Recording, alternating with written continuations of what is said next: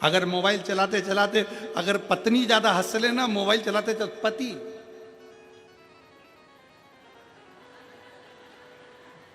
हंस बेचारा बचपन में हंस ले, बुढ़ापे में हंस ले, पर जवानी में शादी में भी अगर पति गया है ना तो बेचारा मुसद्दी लाल जैसा रहेगा।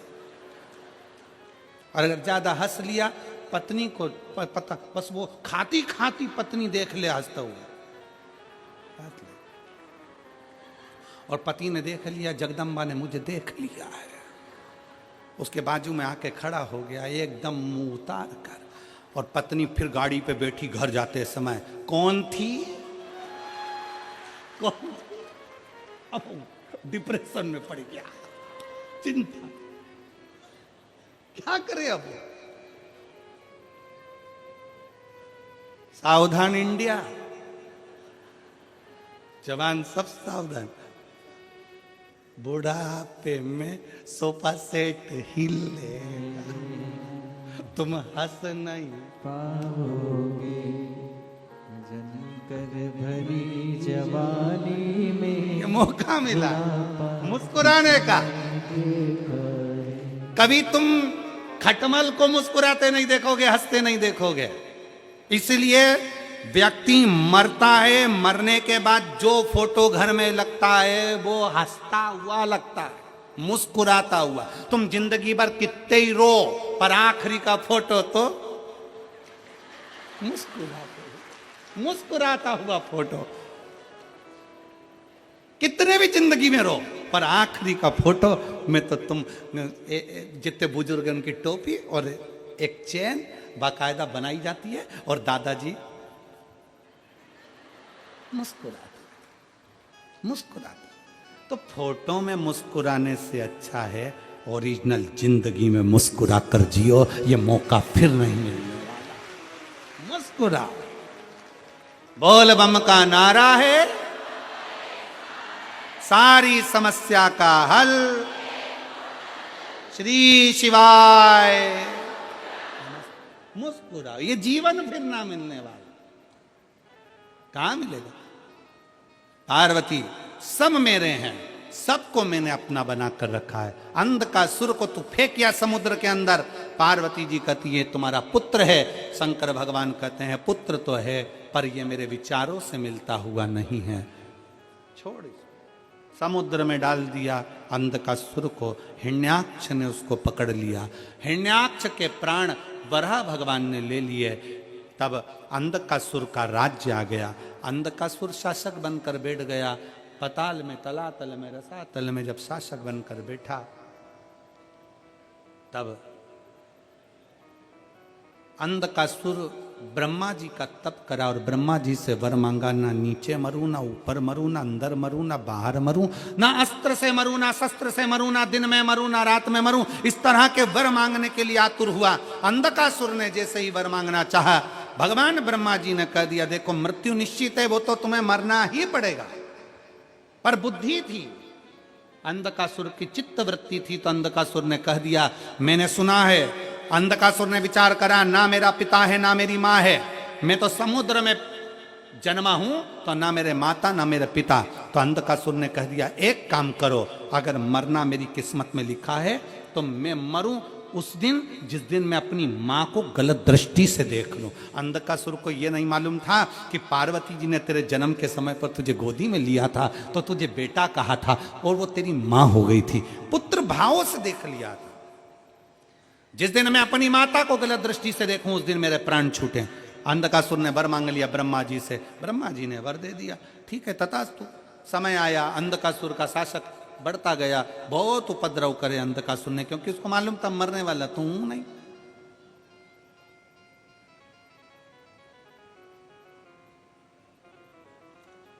अब मैं मरूंगा तो हूं नहीं।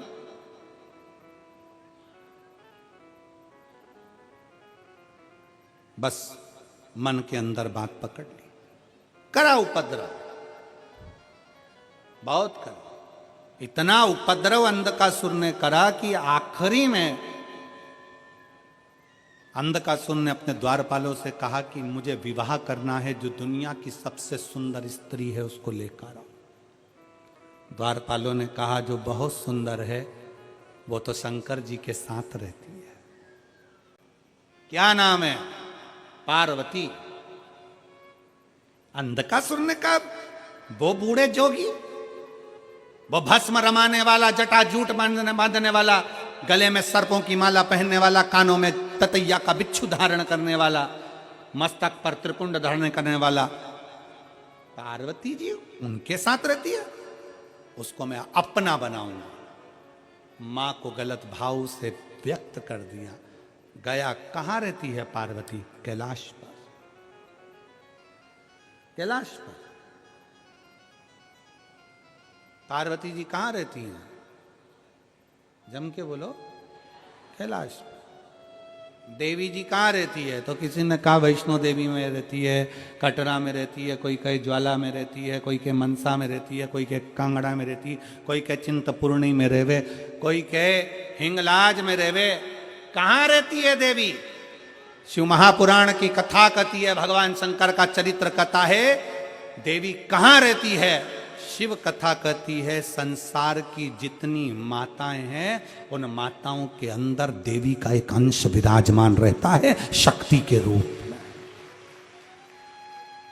देवी कहां रहती है? शक्ति के रूप में माताओं के भीतर विराजमान।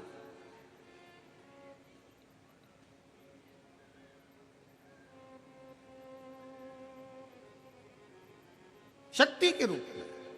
इसलिए मेरी जीजियों,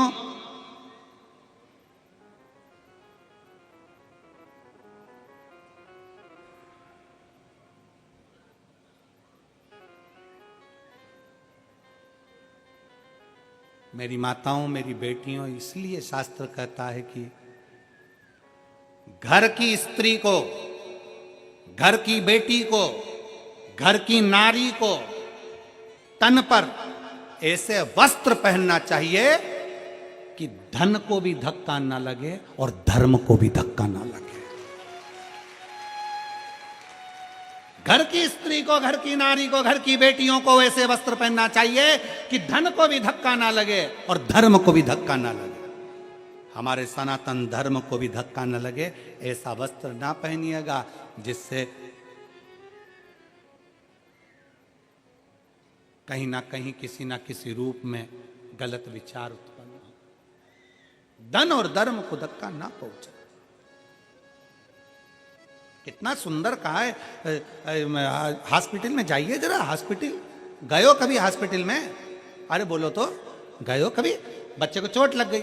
चोट लगने के बाद क्या करता है डॉक्टर? चोट लग जाती है, वहां पर उसने तुरंत मल्लम पट्टी करा, मल्लम बांध के फिर क्या बांध देता उसके ऊपर? जम के बोलो जल्दी।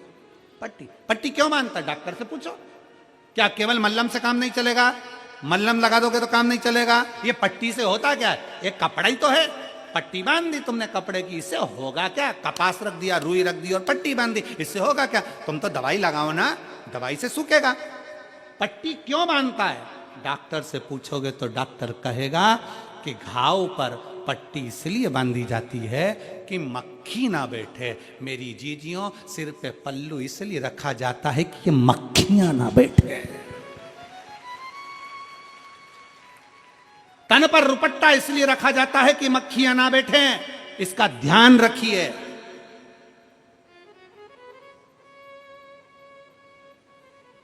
घाव पर मक्खी बैठेगी तो घाव सड़ा देगी। और ये गलत मक्खियां संसार में बहुत सारी हैं, बहुत मक्खियां।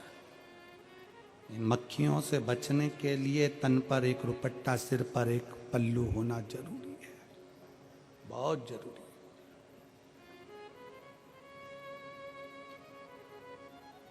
सास का कुछ नहीं बिगड़ेगा। तुम अगर ये रुपट्टा यहाँ भी रख लोगी, साड़ी का पल्लू, तो सास का कुछ नहीं बिगड़ेगा। सास अपना कायदा रखती है, सास अपने सिर पे पल्लू रखती है, वो सिखाती है ये तुम्हारे लिए, तुम्हारे लिए। वस्त्र पहनो, मना नहीं, पर धर्म और धन को, दोनों को धक्का ना लगे। धन ऐसा गलत जगह पर ना जाए और हमारा धर्म, हमारा सनातन धर्म कहीं गलत विचारों में ना। वस्त्र परिधान बहुत जरूरी है।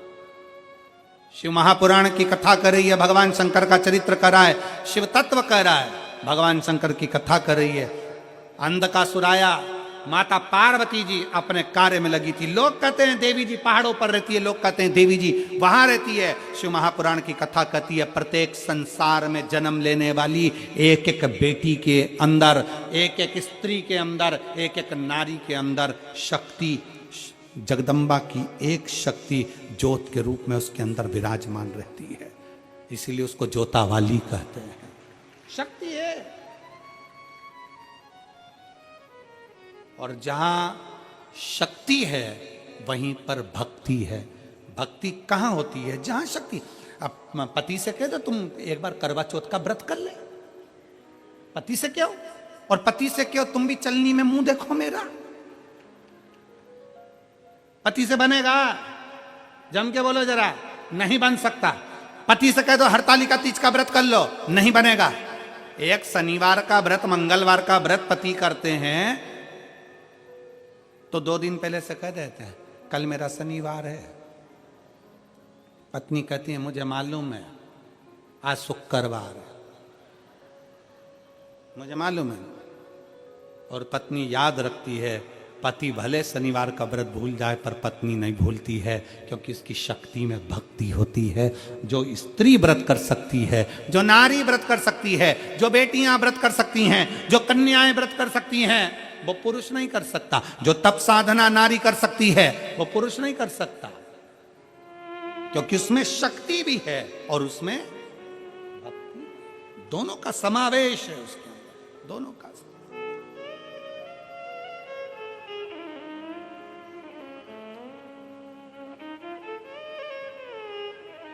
इसीलिए हम माताओं से, बेटियों से हमेशा निवेदन करते हैं कि तुम यह मत सोचो कभी भी कि तुम कुछ नहीं कर सकते।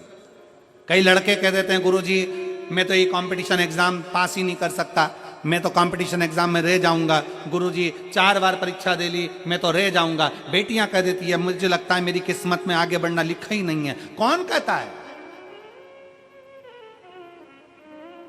पहले कथा में कहा था अपने कमरे में अटाला नहीं रखते। तुम लोग रखते हो? अपने कमरे में बेकार सामान नहीं रखते।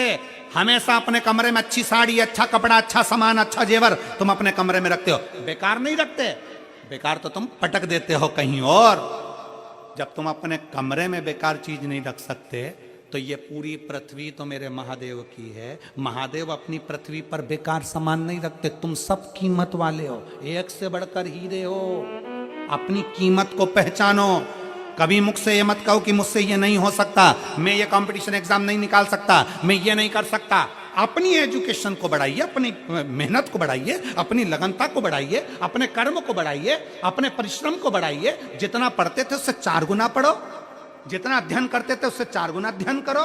और शंकर भगवान पर एक बेलपत्र समर्पित कर कर, उस पर विश्वास कर कर, अपने ऊपर भरोसा कर कर कि मैं इस एग्जाम को निकलूंगा और निकल कर बताऊंगा, तो निकल ही जाओगे। अपना बल प्रबल करिए, अपना बल। और ऐसों के पास मत बैठो जो तुम्हारा विल पावर कमजोर कर दें। कई लोग ऐसे भी होते हैं। एक मकड़ी जाला बना रही थी, मकड़ी जाला बना रही थी तो वहीं दरवाजे के पीछे छिपकली आ गई। छिपकली देखिए तुम लोगों ने, जम के तो बोलो, देखिए तुम्हारे यहां आती है? अच्छा ठीक है। कैसी होती है छिपकली? देखिए शिव महापुराण में छिपकली जरा दूसरी है। शिव पुराण में छिपकली किसको कहा गया? जो तुम्हारे घर में आकर बैठे और कहे तेरी बहू किसी काम की नहीं, तेरा छोरा किसी काम का नहीं। राम इतना नुकसान हो गया। ये छिपकली है, चुपचाप से आती है, दरवाजे के पीछे चिपक जाती है। छिपकली। अब तुम्हारी छिपकली और हमारी छिपकली में अंतर है। अब मेरठ में छिपकली है कि नहीं हमको नहीं मालूम, पर ऐसा कोई संसार नहीं जहां छिपकली नहीं आती है। धीरे से मकड़ी ने जाला बनाया, छिपकली आ गई पीछे से। और छिपकली ने आकर कहा मकड़ी से दरवाजे के पीछे जाला बना रही है, कोई भी तोड़ देगा झाड़ू मार के। और कहीं बना, मकड़ी झाड़ा बना रही थी, फिर सोचा कहाँ बनाऊं, तो दरवाजे के ऊपर खिड़की पे बनाया।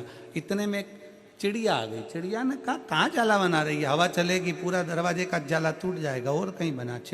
मकड़ी गई फिर पानी की टंकी के पीछे, माँ जाला बना रही थी। माँ ये किल्ली बोल दी तुम जाला बनाओगे, नहाने कोई आया तो जाला टूट जाएगा। मकड़ी पूरे दिन घूमती रही बेचारी, उससे जाला ही नहीं बना पाई। क्यों? क्योंकि हर जगह जाते थे कोई ना कोई उसका विल पावर कमजोर कर देता था, मना कर देता था, मत बना, यहाँ ऐसा हो जाएगा, वहाँ वैसा हो जाएगा, वहाँ वैसा हो जाएगा, वहाँ वैसा हो जाएगा। पर मकड़ी जाला नहीं बना पाई। आखिरी में मकड़ी एक बंदर के पास गई। बंदर से कहा मैं क्या करूं? बंदर ने कहा क्यों इनके चक्कर में पड़ी है, तेरी मर्जी पड़े जहां जाला बना। तेरा जाला तू बनाती है, तुझे मालूम है ना कि कितना बोल्ड है, कितना बलवान है। उसी तरह पढ़ाई आप करते हो, अध्ययन आप करते हो, कोचिंग आप करते हो, ट्यूशन आप करते हो, स्कूल में आप पढ़ते हो, तो आप दूसरे के कहने पर चलोगे क्या कि वो कह रहा है मैं इस एग्जाम को नहीं निकाल सकता। तुम अपने अंदर मकड़ी जैसी बोल्डता रखो, अपने आप जाला तैयार होगा। इन छिपकलियों के कहने पे चलोगे तो जिंदगी में कभी आगे नहीं बढ़ पाओगे। अपने आप को प्रबलता दीजिए कि मुझे ये एग्जाम। एक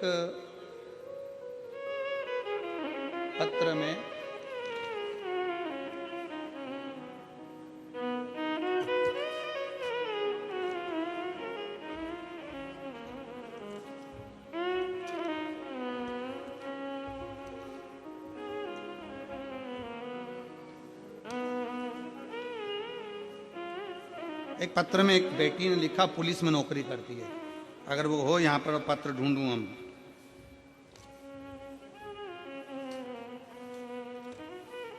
हाँ यही, धन्यवाद महाराज। मैं शशि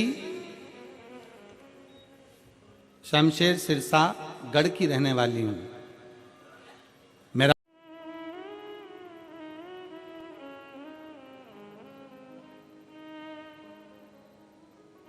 कल हम जब यहाँ से गए तो नीचे उतरे तो आस्था परिवार के कहीं प्रमोद जोशी जी बोले होंगे धीरज जी को, धीरज जी और आदि सब लोग आए और कहा कि गुरुजी ऐसा ऐसा है। तो हमने कहा कथा तो बढ़िया चल रही है, कोई दिक्कत नहीं, रत्ती भर भी चिंता नहीं है। तो खूब अलमस्त होके खिचड़ी सामने आ रही है, खा रहे हैं, मूंगफली खा रहे, लड्डू खा रहे, पेड़ा खा रहे। जितना तो बारातियों को सुख नहीं उतना शिव पुराण के श्रोताओं को सुख है। खुद तो खाते हैं, दूसरे को भी खिला देते हैं। बोलो सही है कि गलत है? पर गुरुजी ऐसा ऐसा चला। हमने कहा कोई बात नहीं, दिसंबर विदा हो रहा है तो अप्रैल मिलने आया था। दिसंबर विदा हो रहा है तो अप्रैल दिसंबर से मिलने आया था। जब लाइव शिव महापुराण की कथा आस्था चैनल पर बहुत शान से चल रही है और दुनिया के लोग अगर कुछ थोड़ा बहुत डाल दिए हैं तो हमने कहा वो तो अप्रैल फूल मनाने के लिए दिसंबर में आए थे। दिसंबर की विदाई करने के लिए अप्रैल मिलने आया था। शिव तत्व है।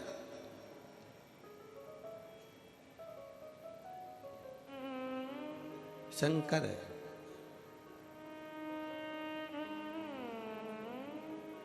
और मैं धन्यवाद देता हूं मेरठ के सभी रहवासियों को, मेरठ की इस पवित्र धरा के सभी निवासियों को कि आपकी भक्ति बड़ी प्रबल है, आपका विश्वास बड़ा प्रबल है। और आप मेरठ वासियों, आप सत्य पर टिकने वाले हो। असत्य को आपने दूर हटा दिया और सत्य सत्य ही रहता है। सत्य सत्य ही रहता है। हमने कथा के तीसरे दिन कहा था कि तेवर और जेवर दो घर छोड़ के आना। बोला था कि नहीं बोला था? अपना तेवर भी घर छोड़ो और अपना जेवर भी घर छोड़ो। शंकर से मिलने के लिए जा रहे हो, यहाँ जेवर और तेवर की तो जरूरत ही नहीं है। कितना भी तेवर वाला व्यक्ति हो, शमशान में जाकर तेवर दिखा दे, मरने के बाद कौन सा तेवर दिखाए? बोलो। अच्छा अच्छा बॉडी बिल्डर भी खाक में मिल जाता है, वो शंकर की शरणागति है। हम दुनिया के लोगों से कहते हैं जिसने प्यार ना किया हो एक बार शंकर की कथा को दिल से जाकर सुन लेना, शिव से तब प्यार हो जाएगा कि दूसरा सुहाएगा ही नहीं। और किसको प्रेम कहते हैं? शंकर जी के चरणारविंद के प्रति कितना प्रेम होगा जरा विचार करिएगा। आस्था चैनल वालों से कहूंगा, मैं बाहर बैठे हुए जो गाड़ियों में बैठे हुए हैं, ऑटो पर बैठे हैं, छतों पर बैठे हैं, जिन्होंने पूरी रात निकाल दी एक जैसे केवल कथा के लिए, पूरी रात गाड़ियों पर चढ़े चढ़े बैठे रहे, पूरी रात तपतपाती हुई ठंड, कोहरा आज अभी तक खत्म नहीं हुआ, उस कोहरे में, इस तपतपाती हुई ठंड में लोग दिल से कथा का रसतत्व श्रवण करने के लिए पूरी रात इंतजार कर रहे हैं। जरा विचार करिएगा, इसको शंकर का प्रेम कहते हैं, इसको शिव की भक्ति कहते हैं, इसको अविरल भक्ति कहते हैं। ये विश्वास का पूंजी है।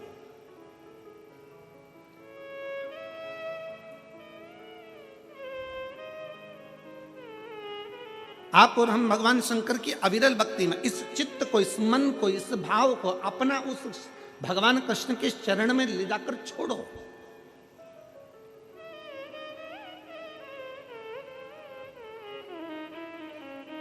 भगवान कृष्ण के चरणों में ले जाकर इस दिल को छोड़ने का प्रयास करो। स्वर्ग और नरक दोनों यहीं पर हैं। अनुभव कैसे करोगे? गलत व्यक्ति की संगति में बैठ रहे हो, किसी बेवड़े की संगति में बैठ रहे हो, किसी मदिरा पीने वाले की संगति में बैठ रहे हो, गाली देने वाले की संगति में बैठ रहे हो, कोई झूठ बोलने वाले की संगति में बैठ रहे हो, कोई प्रपंच करने वाले की संगति में बैठ रहे हो, तो समझ लेना कि तुम नरक में बैठ रहे हो। और कोई सत्संगी के साथ में, कोई भगवान के भक्त के साथ अगर आप बैठ रहे हो, कोई अच्छा है, नहीं है शंकर का भगत, नहीं है राम और कृष्ण का भगत, पर दिल का तो कोई साफ हो।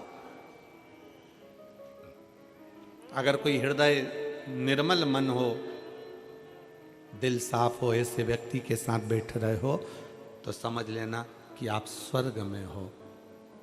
नरक और स्वर्ग दोनों अपने ही पास, अपने पास।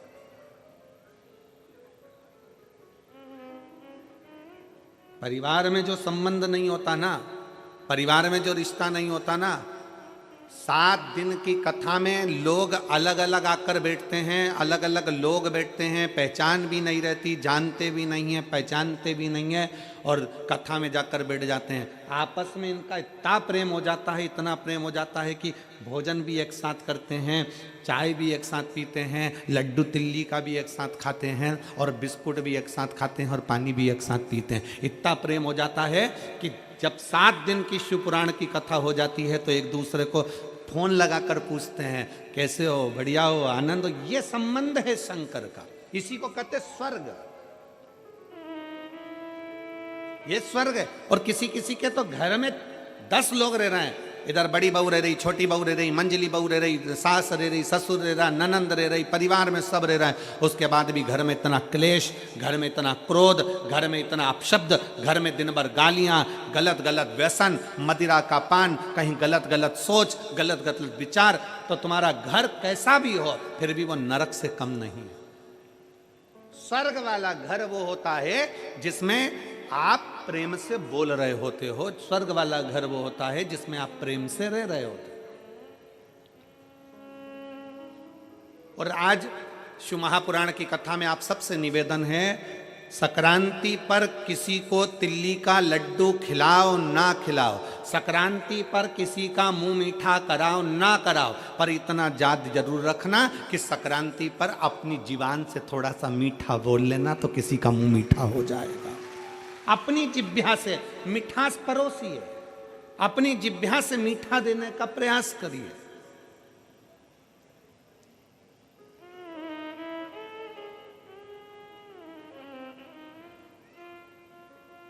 हम अपनी जिह्वा से मिष्ठान नहीं दे पा रहे हैं, वो देना है हमको।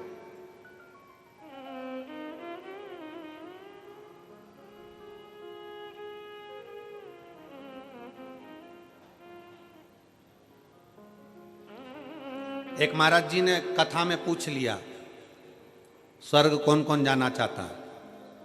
सब ने हाथ उठा दिया महाराज जी के कहने पर, जितने बैठे थे सब।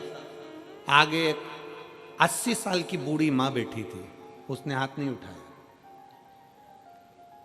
महाराज जी ने 80 साल की बूढ़ी मां से पूछा, माता जी आप स्वर्ग जाना नहीं चाहती? माता जी बोली नहीं। क्यों? महाराज जी मैं स्वर्ग जाके क्या करूंगी? क्या करूंगी? अगर मेरी ये पड़ोसन सुधर जाए ना तो मेरा मोहल्ला वैसे ही स्वर्ग हो जाए। स्वर्ग हमारे नजदीक में, स्वर्ग हमारे घर में, स्वर्ग हमारे परिवार में, स्वर्ग हमारे अपने कुल के अंदर, अपने घर के अंदर, अपने परिवार में स्वर्ग समाया हुआ है। बस मीठी वाणी से स्वर्ग है, मीठे शब्दों से स्वर्ग है। लड्डू बनाया तिल्ली का, गजक बनाई तिल्ली की, खूब शक्कर मिलाई, खूब गुड़ मिलाया, खूब प्रेम से तुमने लड्डू बनाया। पर कई कई घर ऐसे हैं कि लड्डू बनाने में भी कड़वी वाणी का प्रयोग हो जाता। लड्डू तो बन रहा है पर आपस में इतना झगड़ा चल रहा है कि लड्डू में भी वो वाणी का असर आ गया। जिसने खाया खाते सी गालियां देना चालू, ट्रांसफर हो गया, लड्डू में ही गाली ट्रांसफर हो गई।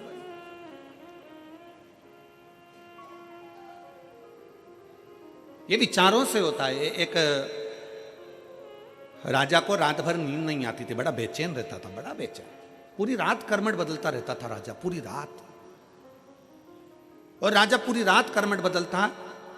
20 दिन हो गए, 1 महीना हो गया, 1.5 महीना हो गया, 2 महीना हो गया, राजा कर्मठ पे कर्मठ बदलता, नींद नहीं आती, बेचैनी होती। राजा को सपने में लगता कि मेरे राजमहल में से पानी टपक रहा है, राजा को लगता कि कोई रो रहा है, राजा को लगता कि कोई अंदर से पुकार रहा है। राजा अपने गुरुजी के पास गया, गुरुदेव मुझे समझ में नहीं आता कि मैं राजा हूं, नगर का राज्य मेरे पास में है, पर समझ में नहीं आता कि मुझे लगता है कि मेरे महल टूट गया, उसमें से पानी टपक रहा है,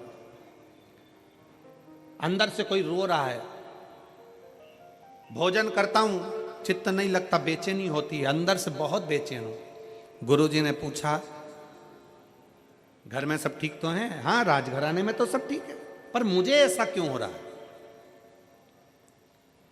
तुम्हारे राजघराने में रानी को भी ऐसा हो रहा है? तो कहा रानी भी अगर भोजन करती है तो चिड़चिड़ करती है, गुस्सा करती है, बेचैन रहती है, बात नहीं करती, बहुत टेंशन में दिखती है, डिप्रेशन में पड़ी रहती है, बच्चों के साथ भी यही प्रॉब्लम हो रहा है। महाराज गुरुजी आप बताओ क्या करें? राजा ने कहा कि मैं कल तुम्हारे महल में पहुंचूंगा। राजा महल में गया, जहां भोजन बन रहा था, उस भोजन बनाने वाली माँ से एक स्त्री भोजन बना रही थी, उस स्त्री के पास राजा गया और स्त्री से पूछा, बहन इधर आओ। हाँ महाराज जी, दंडवत प्रणाम। महाराज ने पूछा, ब्राह्मण देवता ने, गुरुजी ने पूछा स्त्री से, तुम्हारा घर कैसा है? अरे महाराज पूछो मत ही, बारिश आ रही है ना, बारिश में इतना टेंशन है मुझको, मेरे घर में जगह जगह से पानी टपकता रहता है, बर्तन लगा लगा कर आती हूँ, बच्चे बिलखते रहते हैं, रात भर मुझे नींद नहीं आती, मैं बेचैन रहती हूँ, अपने आप को बहुत कोसती हूँ कि कहाँ का जन्म ले लिया, परिवार भी मेरा ऐसे रोते रोते निकल रहा है। बस गुरु ने समझ लिया।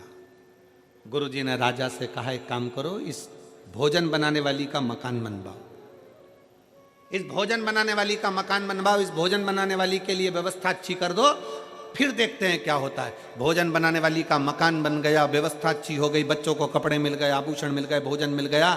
अब भोजन बनाने वाली ने जब भोजन बनाना प्रारंभ करा, राजा उस दिन से खुश रहने लगा, रानी उस दिन से खुश रहने लगी। बड़े दोनों आपस में बैठते बातचीत करते, बड़े प्रसन्न दिखते, चेहरे पर रौनक आ गई, रंगत आ गई, डिप्रेशन समाप्त, नींद जो चिड़चिड़ापन था वो समाप्त हो गया, जो पूरी रात की नींद चली गई थी वो अच्छी से नींद आने लगी। गुरुजी से पूछा, गुरुदेव ऐसा क्या हुआ? हमने तो केवल भोजन बनाने वाली का मकान बनवाया, हमने तो केवल भोजन बनाने वाली का बच्चों के लिए व्यवस्था करी और हमारे को बेचैनी मिट गई। गुरुजी ने कहा, जो भोजन बना रही थी वो दिन भर टेंशन में रे रे कर आटा उसनती है, सब्जी काटती है, सब्जी बगाड़ती है, और इतना टेंशन लेकर उसने भोजन बनाया, वो टेंशन खाने के माध्यम से तेरे शरीर के अंदर चले गया और वो चिंता तुझे खाने लगी। वो सुखी हो गई, तू सुखी हो गया। हमारा घर हमारा स्वर्ग है, घर में बहू भोजन बनाने वाली, घर में काम करने वाला व्यक्ति, घर में रहने वाला व्यक्ति, हमें अपना घर ऐसा नहीं बनाना कि झाड़ू लगाने वाली आई वो पूरे मोहल्ले का टेंशन हमारे घर में छोड़कर चली गई, बर्तन वाली आई वो पूरे मोहल्ले का टेंशन हमारे घर में छोड़कर चली गई, वो सब्जी भोजन बनाने वाले आया हमारे घर में पूरा टेंशन देकर चले गया। भोजन बनाने वाले से भी बात करो तो ऐसी बात करना भैया प्रसन्न चित्त में भोजन बनाना, मुसद्दी लाल जैसे नहीं। आंख में से आंसू झड़ रहे, चेहरा उतरा पड़ा है और आटा उसन रही है और अंदर से अपने आप को कोस रही है और वही रोटी किसी ने खाई है और उसका चित्त नहीं लग रहा। इसलिए शिव महापुराण की कथा कहती है घर की बहू, घर की बेटी, घर की माता, घर में रहने वाली जितनी माताएं, तुम्हारे घर में बर्तन मांजने वाले 50 आए, तुम्हारे घर में झाड़ू लगाने वाले 50 आए, तुम्हारे घर में काम करने वाले 50 आए, पर जब आटा उसना जाए, जब रोटी बनाई जाए तो घर की माँ, घर की बेटी, घर की बहू उसको प्रसन्न चित्त में बनाए तो रोटी खाने वाले अपने आप खाएंगे तो घर से क्लेश समाप्त हो जाएगा, चिड़चिड़पन समाप्त हो जाएगा, डिप्रेशन समाप्त हो जाएगा।